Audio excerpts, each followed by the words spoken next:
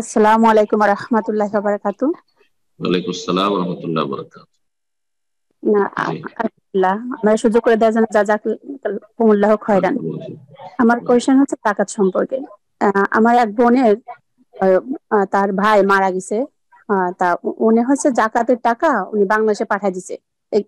US থেকে বলছি, জাকাতের টাকা ফুলটাই পাঠায় দিছে গরিব দুঃখী এতিম মিসকিনকে, মানে যাদের দেওয়ার দরকার তাদের দেওয়ার জন্য।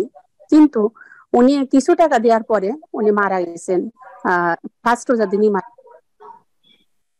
তা এখন কত টাকা তার কাছে আছে এই বোনটা জানে না। তা উনি কি আবার যে অ্যামাউন্ট, ওই অ্যামাউন্ট আবার কি জাকাত পাঠাই দিবে?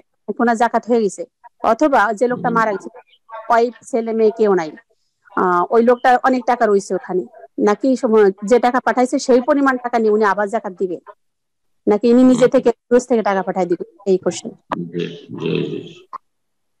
যাকাত একজনকে বন্টন করার জন্য দেশে পাঠিয়েছেন আপনি, ইউএস থেকে বা কেউ, আর তারপরে সেখানে যিনি যাকাত বন্টনের দায়িত্বে ছিলেন, আমিন, হ্যাঁ, তিনি ইন্তেকাল করেছেন, রাহেমাহুল্লাহ বা রাহেমাহুল্লাহ। তারপরে কত টাকা যে বিতরণ করেছেন, কত টাকা যে বিতরণ করেননি, এটা জানা নেই।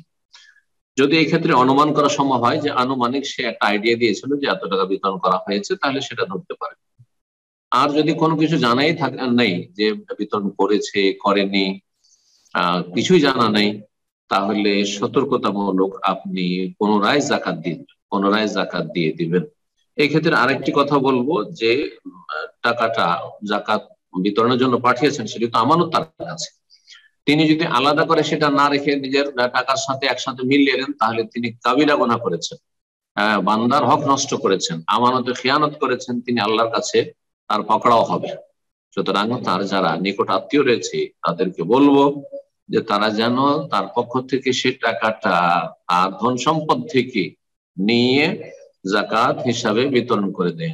আর যদি তার আমানত ঠিক থাকতো তাহলে লিখে রাখতো, কোন একটা খামের ভিতরে ভরা আছে যে এটি হচ্ছে জাকাতের আমানত।